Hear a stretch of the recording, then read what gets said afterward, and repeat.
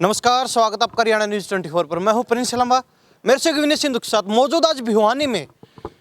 और लगातार हम पशु पक्षियों से, जीव जंतुओं से जुड़े हुई अनेक खबरें आपको दिखाते हैं, लेकिन आज एक ऐसी जो है दृश्य आपको दिखा रहे हैं जिससे आपको प्रेरणा तो जरूर मिलेगी, लेकिन आप सोचने पर भी मजबूर हो जाएंगे कि वास्तव में कोई इंसान पशु पक्षियों से, जीव जंतुओं से इतना प्रेम भी कर सकता है। हालांकि आशियाने की ज़रूरतें सभी को होती है, जो जीवित वस्तुएं हैं सभी को आसानी की ज़रूरत होती है सृष्टि के अंदर।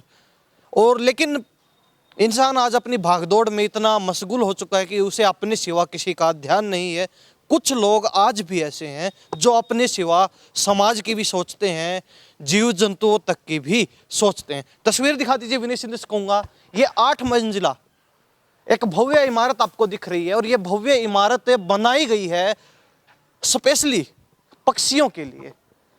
श्री श्री 1008 श्री गुरुजी सदानंद जी महाराज की प्रेरणा से परम धामवासी यानी कि स्वर्गीय सीए अजय कुमार गुप्ता की स्मृति में उनकी धर्मपत्नी यानी कि ये महाराज जी की अनुयायी हैं डॉक्टर राजल गुप्ता के द्वारा जो है इसका निर्माण करवाया गया है। अपना सहयोग, विशेष योगदान जो उन्होंने दिया है। हमारे साथ शास्त्री जी मौजूद है खास बातचीत में, वो इस बारे में जानकारी देंगे। कितना समय इसको बनने में लगा है, कितने जो है इसके अंदर आशियाने हैं, कितनी ऊंचाई रखी गई है, किस प्रकार जो इस पूरे निवास को, एक तरीके से कहेंगे आशियाने को तैयार किया गया है। शास्त्री जी बहुत स्वागत आपका हरियाणा न्यूज़ 24 में। लांबा का बहुत बहुत धन्यवाद। पूरी टीम को बधाई का पात्र है आप लोग, क्योंकि सामाजिक सरोकार को आप उजागर कर रहे हैं, बहुत बड़ा पुनीत काम है जी। सर्वप्रथम मैं आपको बताना चाहूँगा, स्वामी सदानंद जी महाराज जो राष्ट्रीय संत, जिन्होंने अनेक सामाजिक संकल्प लेकर के कार्यक्रम किए हुए हैं, और उनके आपने अपना घर देखा होगा, पहले आश्रयहीन लोगों को, एक बेसहारा लोगों को प्रभु जी मानकर साक्षात सेवा इस आश्रम में 100 पुरुष प्रभु जी, 60 महिला प्रभु जी की सेवा हो रही है। इसके बाद में महाराज जी ने संकल्प लिया कि 108 गौशालाएं जो बेसहारा गौशाला आश्रयहीन है, उनके लिए संकल्प को लेकर के पूरे भारतवर्ष में 108 गौशाला का संकल्प पूर्ण होने के बाद उपरांत महाराज जी ने विचार किया कि आज पशु पक्षियों के लिए भी आशियाना की ज़रूरत है। प्राचीन परंपरा में हम घरों में देखते थे कि पक्षियों के लिए हम स्थान बनाया करते थे, प्राचीन घरों में आज भी मिलता है, लेकिन वह नहीं मिलने के कारण स्वामी जी ने एक प्रेरणा स्वरूप एक काम किया आदमपुर के अंदर। सर्वप्रथम आदमपुर में जब बनाया उन्होंने, तो इसका परिणाम बहुत अच्छा देखने को मिला। काफ़ी पक्षियों, प्रवासी पक्षियों का भी आगमन रहा सर्दियों के महीने में, क्योंकि पेड़ आजकल लोगों ने कटाव कर दिया है, इसीलिए अब वन का भी अभाव हो गया, तो कहीं न कहीं पक्षियों का कलरव हमें सुनने को नहीं मिल रहा है। तो स्वामी जी ने, क्योंकि हमारे भारतीय संस्कृति में कहा गया सर्वभूत हिते रतः, सभी प्राणियों के प्रति सद्भावना रखने वाले ऐसे संत की एक मनोहर, मैं कल्पना नहीं कहूँगा, उनकी सेवा और संकल्प को उनके शिष्य साकार कर रहे हैं। जैसे कि आपने प्रश्न पूछा, इसके निर्माण कार्य में पूरा 1 महीने का समय लगता है, और ये करीब 65 फुट 70 फुट की इसकी ऊंचाई है, और 3 बाई 3 का है। इसमें 3 का 8 मंजिल है, इसके अंदर 8 मंजिल है। और अहमदाबाद से कारीगर आते हैं, अहमदाबाद, हाँ, और वो कारीगर पूरी इसकी नींव बनाने के बाद में 1 मंजिल 2 मंजिल इसकी तैयारी करती है, और जिस मंजिल के हिसाब से इसकी लागत आ जाती है। दूसरी बात ये कहना चाहूँगा कि हमारे भारतीय परंपरा में, हिंदुस्तान में जब कोई संत आगे चलता है, सेवा की भावना से चलता है, तो लोग उसके पीछे चलने लग जाते हैं। तो उसके मन में भी ये आती है, कारीगर के मन में भी आती है, जब स्वामी जी अपने लिए इतनी सेवा कर रहे हैं, समाज के लिए कर रहे हैं, क्यों न मैं अपना योगदान करूं। तो वो भी कहीं ना कहीं इसमें योगदान अपने कम लागत में इस काम को पूर्ण रूप से तैयार करते हैं। शास्त्री जी मैं रोकना चाहूँगा आपको, तो ये बड़ी विशेष बात है। महाराज जी जिनका जिक्र हम कर रहे हैं, श्री श्री 1008 गुरुजी सदानंद जी महाराज, उनकी प्रेरणा से जो इस प्रकार के बड़े सामाजिक कार्य किए जा रहे हैं, ये विशेष बात है। श्री कृष्ण परिणामी मंदिर भिवानी के अंदर हम मौजूद हैं, और यहाँ सिर्फ मंदिर ही नहीं है जहाँ लोग पूजा पाठ करते हैं, अपने धार्मिक अनुष्ठान करते हैं, बल्कि यहाँ साथ में विशेष बात ये है, अपना घर आश्रम के नाम से अनाथालय कहें या फिर जो मंदबुद्धि जो लोग होते हैं, जो सड़कों पर निकल जाते हैं, अपने घर से बिछुड़ जाते हैं, उन लोगों के लिए स्पेशली अपना घर जो है यहाँ पर चलाया जा रहा है। महिलाओं को भी यहाँ रखा जा रहा है अपने परिवार के सदस्यों की तरह। इसी मंदिर के अंदर पीछे दिखा दीजिए विनेश, कहूँगा गौशाला भी रखी है। गौशाला भी इसी मंदिर के प्रांगण में है। यहाँ पर गायों की बड़ी जो है विशेष सुविधा है। बहुत जो है बेहतर तरीके से यहाँ पर गायों को रखा जा रहा है। और साथ ही अगर हम बात करें तो यहाँ पर हर तरीके की व्यवस्था, पार्क यहाँ पर बनाए गए हैं, सभागार स्थल यहाँ पर है, मतलब हर विशेष सुविधा। और अब एक ये नई चीज़ जो है आज मंदिर की सूची में जुड़ चुकी है, पक्षियों के लिए आशियाना, सबसे विशेष चीज़ जिनके बारे में कोई नहीं सोचता। लेकिन श्री कृष्ण परिणामी मंदिर में जो ये नींव रखी गई है, अपने आप में एक काबिल तारीफ काम है। बहुत प्रेरणादायक जो है कार्य है जो महाराज जी कर रहे हैं। और साधु संतों का आज के समय आपने देखा होगा, एक साधु की परिभाषा होती है जो समाज को एक नया मार्ग दिखाए, सत्य का मार्ग दिखाए, अपने जो अनुयायी हैं उनको कहीं ना कहीं धार्मिक पंक्ति में खड़ा करे, हर व्यक्ति को ये बताए कि आपको समाज का उद्धार कैसे करना है, समाज के उद्धार में हर व्यक्ति को साथ लेकर किस प्रकार चलना है, समाज का विकास कैसे करना। लेकिन आज के दिन अगर बात करें तो कहीं ना कहीं साधु संतों की वो परिभाषा भी बदल चुकी है। साधु संतों को देखा जाता है किस प्रकार जो है बीड़ी चिलम फूकते दिखाई देते हैं, किस प्रकार जो है एक छवि जो है, एक किरदार जो है साधु संतों का, महाराजों का समाज के अंदर एक विशेष ओहदा रखते हैं अपना, उसको धूमिल करने का काम आज के समय में किया जा रहा है। हर महाराज भी ऐसे नहीं है, हर साधु संत ऐसे नहीं है। कुछ सदानंद महाराज के जैसे भी हैं जो संकल्प लेते हैं। श्री श्री 108 इसीलिए लगता है कि इन्होंने पहले संकल्प लिया 108 गौशालाएं बनवाएंगे, वो इन्होंने पूरा किया अपना संकल्प। अब इन्होंने पक्षियों के लिए आशियाने का जो संकल्प लिया है, 108 आशियाने बनाएंगे, उसके बाद इनका संकल्प पूरा हो, उसके बाद फिर एक नया संकल्प शुरू हो जाएगा। तो ये इतने पारंगत अपने काम में, मतलब समाज के लिए तो सोचते ही सोचते हैं, इंसानों का भला सोचते हैं, अच्छा सोचते हैं, अच्छे मार्ग पर चलने की सीख देते हैं, लेकिन साथ ही जीव जंतुओं के लिए, पशु पक्षियों के लिए इतना सोचने वाला शायद ही कोई होता है। और फिर भी वो भी संकल्प लेकर चलते, 108 गौशालाएं बनाई, अब 108 पक्षियों के लिए आशियाने बनाए। इसके पीछे कई कारण हैं। महाराज जी के यदि जीवन की पृष्ठभूमि देखेंगे तो महाराज जी एक संन्यास्त जीवन से पहले सन्यासी थे, सैनिक थे। सैनिक के से में जो संकल्प होता राष्ट्रभक्ति की, राष्ट्र सेवा की, वो अपने गुरु के आदेश के अनुसार उन्होंने लड़ाई भी लड़ी है। और वो फिर ये समाज में जो ही जुड़े, उसके बाद में अनेक ऐसे कार्य किए और बड़े ऊर्जा के साथ। मैं आपको बताना चाहूँगा, स्वामी जी के अनेक आश्रम हैं, लेकिन स्वामी जी किसी आश्रम में भी स्थायी रूप से नहीं रहते। जैसे तुलसीदास जी ने कहते बहता पानी निर्मला। 2025 तक उनके पब्लिक प्लेस पे कार्यक्रम बुक है। वो हर पब्लिक में जा कर के अपने आध्यात्मिक सद्भावना की यात्रा निकालते हैं। एक आपको और बड़ी बात बताना चाहूँगा इस संस्था का कि सन 1994-95 2000 के समय में जब पोलियो की दवाई पिलाई जाती, उस समय महाराज जी विशाखापट्टनम से डॉक्टर हायर करके और यहाँ पर पोलियो ऑपरेशन कैंप लगाया करते थे और बड़े सक्सेस रहे। विकलांगों का आश्रम के तौर पे जाना जाने लगा। दूसरी बात आपने ठीक कहा, ऐसी सोच की महाराज जी ने एक बार ऐसा यहाँ देखा कि सर्दी के अंदर जो ही जनवरी के महीने में पार्क के अंदर 2-3 पक्षी इस तरह से बैठे हुए थे, तो स्वामी जी के मन में आया कि कुछ ऐसा काम किया जाए।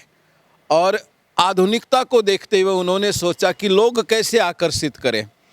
तो मैं जैसे कहता हूँ कि आजकल टाइल और एक पत्थर का युग आ गया, तो स्वामी जी ने उसी कल्पना को साकार करते हुए कहा कि इसको आकर्षक तरीके से तैयार किया जाए कि पक्षी भी आकर्षित होकर के अपने घर को इसमें आनंद ले सके। दूसरी बात, यहाँ अंदर की कुछ व्यवस्थाएं ऐसे की गई है, मैं 3 दिन से देख रहा हूँ कि जो श्रद्धालु प्रतिदिन मंदिर में आते हैं उनकी भावना, अटूट भावना, चारा के लिए आते हैं, गौओं को चारा देते, गुड़ खिलाते, तदुपरांत यहाँ आकर के पक्षियों के लिए दाना भी डालते हैं। तो कहीं ना कहीं आपने कहा था कि संत होता है सर्वजन हिताय सर्वजन सुखाय। स्वामी जी में वो भावना चरितार्थ होती है और स्वामी जी यही कहते हैं अपने शिष्यों को कि भगवान ने तुम्हें कुछ दिया है तो समाज के लिए दिया है, राष्ट्र के लिए दिया है। यही उनका संदेश है और यही सपने को लेकर के उन्होंने साकार करने का संकल्प लिया। शास्त्री जी, मैं अब बातचीत करें कुछ आपके पक्षियों के लिए जो आशियाना बनाया उसको लेकर। 8 मंजिल हैं जिनमें से 7 रहने के काबिल हैं। 3, 3, 6 और एक 7 मंजिला जो है उनमें आशियाने बनाए गए। हर मंजिल पर कितने जो है ऐसे छोटे छोटे पक्षियों के लिए घर हैं लगभग अंदाजा? जैसे लगभग हमने अनुमान लगाया है कि लगभग कह सकता हूँ कि इसमें 8,000 के करीब पक्षी रह सकते हैं। हाँ, पक्षी रहने की बात कर रहा हूँ मैं। और जैसे एक घोंसले के अंदर की जैसे चौड़ाई और लंबाई आप जब देखेंगे, क्योंकि पक्षियों के अंदर इंसान की तरह एक बहुत अच्छी बात देखी हमने कि कल एक पक्षी आकर के बैठा, दूसरा पक्षी वहाँ नहीं बैठेगा। वो अपना निश्चित रूप से मान चुका होता कि ये घर किसी और के लिए बुक हो गया, ये फ्लैट किसी और के लिए बुक हो गया। ये हमने उसमें एक अच्छी परंपरा देखी और ना कोई विवाद देखा, संवाद की प्रक्रिया देखी है। तो इसमें मंजिल के हिसाब से आप देखेंगे तो करीब आराम से इसमें 8,000 जो पक्षी हैं आराम से रह सकते हैं। ये व्यवस्था अंदर हमें देख। मंजिलों का ये भी कारण होता है कि जो कबूतर होते हैं बड़े पक्षी, वो थोड़ी ऊंचाई पर उड़ते हैं तो वो ऊंचे मंजिल पर बैठ सकते हैं। चिड़िया होती है छोटी, वो ज़्यादा ऊंचाई पर नहीं उड़ती तो वो जो है 1-2 मंजिल तक ही रह जाती है। नहीं, आपने काफ़ी अच्छी बात कही और बारीकी से। ये मैंने कल देखा कि जो गौरैया पक्षी है आजकल लुप्त हो गई, घरों में है, उन पक्षियों को मैंने प्रथम मंजिल में ही देखा यहाँ पर। बिल्कुल। और सामने देख सकते हैं जैसे गुंबज के ऊपर कुछ बैठे हुए थे, धीरे धीरे कम हो रहे हैं। जैसे जैसे उनको मालूम हुआ कि ये भाई ये स्थायी रूप से बन गया है, अब हमारे लिए सर्दी आ गई है और उपयुक्त स्थान है, तो पक्षी यहाँ आकर के रहने लगे। गौरैया पक्षी नहीं दिखते थे, अब इन पक्षियों का भी आप देख सकते ऊपर आगमन शुरू हो गया है। बिल्कुल। तो ये बड़ी विशेष चीज़ है। कहीं ना कहीं जीव जंतुओं का जो इंसान ख्याल रखता है उसका बुरा तो कभी हो ही नहीं सकता है। और इतनी अच्छी सोच जो रखी है, कहीं ना कहीं जो लोग हैं जो सिर्फ अपने तक सीमित हैं, अपने तक सिमट कर रह जाते हैं, मैं, मेरे बच्चे, मेरी वाइफ, मेरे माता पिता, मेरा परिवार, मेरी फैमिली और मेरा घर मात्र, वहीं तक सिमट कर रह जाते हैं, उनके लिए प्रेरणादायक चीज़ें हैं। कहीं ना कहीं उनको भी समाज में घुल मिल कर रहना चाहिए। इस प्रकार के जो सामाजिक सरोकार के काम हैं उनमें बढ़ चढ़कर भागीदारी अवश्य निभानी चाहिए हर व्यक्ति को। और ये मैं दोबारा बताना चाहूँगा, मैं इन लोगों का बड़ा तहे दिल से धन्यवाद करता हूँ जो स्वर्गीय सीए अजय कुमार गुप्ता हैं, उनकी धर्मपत्नी जो महाराज सदानंद जी की अनुयायी हैं राजल गुप्ता जी, उन्होंने अपनी नेक कमाई से जो है ये पक्षियों के लिए पूरे आशियाने का निर्माण करवाया है, बहुमंजिला इमारत का। तो ये मैं उनको बड़ा धन्यवाद करता हूँ। कहीं ना कहीं दिल से सैल्यूट भी हम करते हैं जो एक समाज के अंदर नई क्रांति में अपना योगदान दे रहे हैं। शास्त्री जी आ जाइए, एक बार नज़दीक आ जाइए।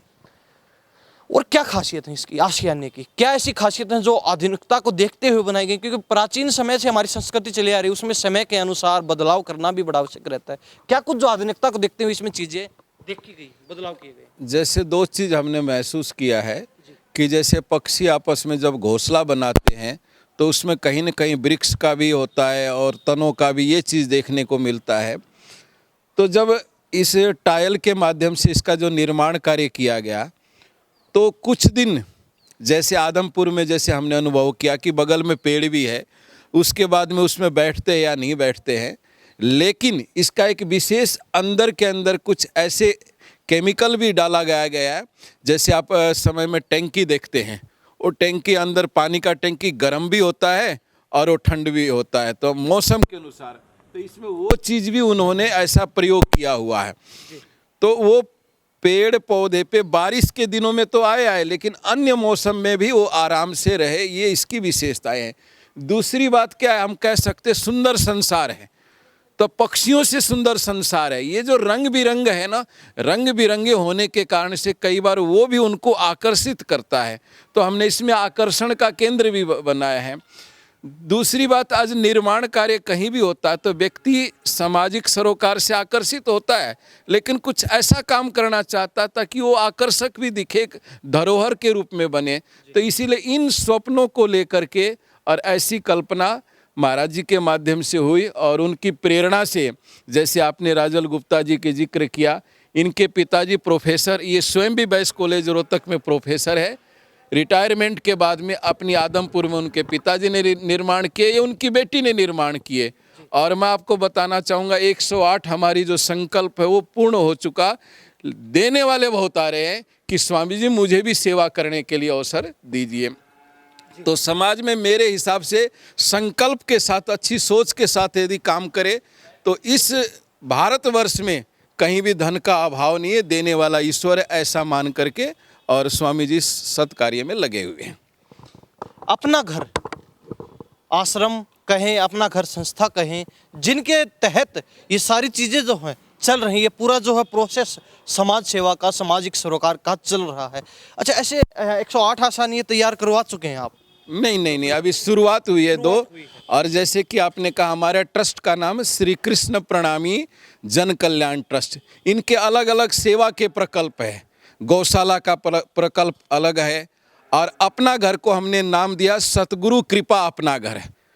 और इसी तरह से अन्य प्रकल्प है, विकलांग की सेवा है, साहित्य सेवा है, और कुछ निर्धन छात्रों को कहो, प्रतिभावान छात्रों के लिए स्कॉलरशिप, अनेक सेवा का प्रकल्प अलग अलग है। इस तरह से सेवाएं संचालित हो रही है। थीम आई कहाँ से, क्या मन में आया कि इस प्रकार की बहुमंजिला इमारत बनानी चाहिए हमें?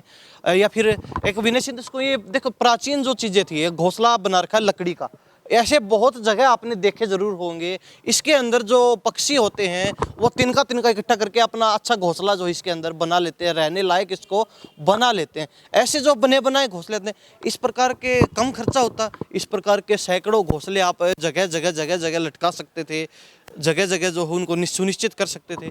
इतना खर्चा करने की आवश्यकता नहीं होती, आपको नहीं लगता? तो ये करना भी आवश्यक लगा। इसके पीछे 2 कारण हैं, क्योंकि समय और समाज की सोच में परिवर्तन हो गया है। जैसे महाराज जी की जन्मभूमि जुई है भिवानी गांव में, उन्होंने दिखाया कि मेरे घर में ये सब पक्षियों के लिए बना हुआ है, लेकिन आज के बच्चे, आज के परिवार इसको एक्सेप्ट नहीं करेगा कि स्वच्छता की एक उसके कारण से भी। तो उन्होंने ये विचार किया इसका नया स्वरूप क्या हो सकता, जो पक्षी भी हमारे बीच में रहे। तो इस तरह की कल्पना से लोगों ने स्वीकार कर लिया और सहज भाव में लोगों को अच्छा लगा। तो मैं ये समझता हूँ कि आधुनिकता के दौर में पक्षियों में भी कहीं ना कहीं सोच में, चिंतन में परिवर्तन आ गया। आप देख सकते, गौओं को सामान्य रूप से देख सकते। मैं एक सामान्य आपको बात बताऊं, कुत्ते में भी परिवर्तन आ गया। आज आप रोटी देते, कुत्ते नहीं खाते, बिस्कुट खाने लगे। तो कहीं ना कहीं इंसान की तरह से पशु को देखते हुए पशु पक्षियों में भी कहीं सहज रूप से परिवर्तन आया है, और ये स्थायी परिवर्तन है। इसको कहीं ना कहीं गिराया जा सकता, हटाया जा सकता है, लेकिन इसको हटाया नहीं जा सकता। यानी कि एक तरीके से कहें तो 8000 पक्षियों के लिए परमानेंट आशियाना। हाँ, एक फ्लैट कह सकते हैं, उनके लिए एक फ्लैट बन चुका है। और निश्चित रूप से, और मैं ये कहूँगा कि हमारे देश का गौरव बढ़ेगा। विदेश से पक्षी आते हैं, ऑस्ट्रेलिया से पक्षी आते हैं, सुल्तानपुर है जैसे मैंने देखा है। तो हमारी कल्पना है भविष्य में, जो ईश्वर के अधीन है, हमारा यहाँ काफ़ी एक जैविक खेती के लिए जगह भी है, हम उस पे इस तरह का कोई प्रकल्प संचालित करेंगे कि प्राकृतिक वातावरण में पक्षियों की रहने की कोई व्यवस्था की जाए, कि दोबारा से पक्षियों का कलरव, जो तपोवन होता है, वो चीज़ देखने को मिलेगा। तो विदेशी पक्षी भी आकर हमारे देश की महिमा गाएंगे कि यहाँ मठ मंदिरों में सिर्फ आरती भी नहीं होती, हमारे बारे में भी भारतीय संस्कृति में सोच रखी जाती है। यही बात कह सकते हैं। शास्त्री जी, बड़ा धन्यवाद, आपने जो सारी चीज़ें बारीकी से समझाई, और कहीं ना कहीं लोगों को सीख जरूर मिलेगी। अगर एक इंसान अकेला नहीं बनवा सकता, तो कहीं ना कहीं अगर तिनका तिनका करके भी चिड़िया भी अपना घोंसला जुटाती है, तो इसी प्रकार तिनका तिनका करके गागर में सागर भरा जा सकता है। इसके लिए प्रिंस जी, आपके न्यूज़ चैनल को भी धन्यवाद, आभारी, क्योंकि आजकल हम मीडिया में भी देख सकते हैं कि ऐसे चीज़ों को बहुत कम दिखाया जाता है। और मैं कहता हूँ ऐसे चीज़ को ज़रूर दिखाया जाना चाहिए, क्योंकि इससे प्रेरणा मिलती है, और ये कारवा चलाने की होती है। एक के बाद एक व्यक्ति करेंगे तो कहीं ना कहीं हमारे जो संवेदनशीलता है, हमारे अंदर सामाजिकता है, हमारे अंदर जो सर्वभूत हितरत की भाव है, वो जाग जाएगी। और यही भावना के साथ मैं आप लोगों को साधुवाद, आभार व्यक्त करता हूं कि आप ऐसे अच्छी चीज़ों को दिखा रहे हैं जिससे समाज को प्रेरणा मिल रही है, और हम सभी को मिल करके करेंगे कि सामूहिक प्रयास से ही हम इस तरह के संकल्प को आगे बढ़ा सकते हैं। तो हमारे साथ शास्त्री जी खास बातचीत में मौजूद थे, जिन्होंने बारीकी से इस आशान्य के बारे में समझाया है, बताया है। एक तरीके से कहें तो दुनिया का सबसे अनोखा घर हम इसको कह सकते हैं, क्योंकि 7-8 मंजिला इमारत में अगर 8000 पक्षी एक साथ रह सकते हैं, जो एक तरीके से कहें तो भाईचारे का संदेश भी इंसानों को दे रहे हैं, समाज को दे रहे हैं कि इसी प्रकार इंसान भी भाईचारे के साथ, शांति के साथ रह सकते हैं मिलजुल कर। और मैं कहूँगा अक्सर आप देखते हैं शहरों के अंदर बहुमंजिला इमारतें, बड़ी भव्य इमारत, बड़े बड़े कोठी, बंगले, महल, लेकिन वो सब फीके हैं इस घर के सामने। इसीलिए मैं कह रहा हूँ उस दुनिया का सबसे अनोखा घर हम इसे कह सकते हैं, नाम दे सकते हैं, करार दे सकते हैं। आपको कैसा लगा इस बारे में कमेंट में अपनी राय जरूर दे दीजिए। महाराज जी को लेकर आपका क्या सोचना है, उनके बारे में भी 2 शब्द अवश्य लिखें। इन्हीं सब बातों के साथ मैं प्रिंस लांबा, मेरे से विनय सिंधु के साथ हरियाणा न्यूज़ 24। नमस्कार, जय हिंद।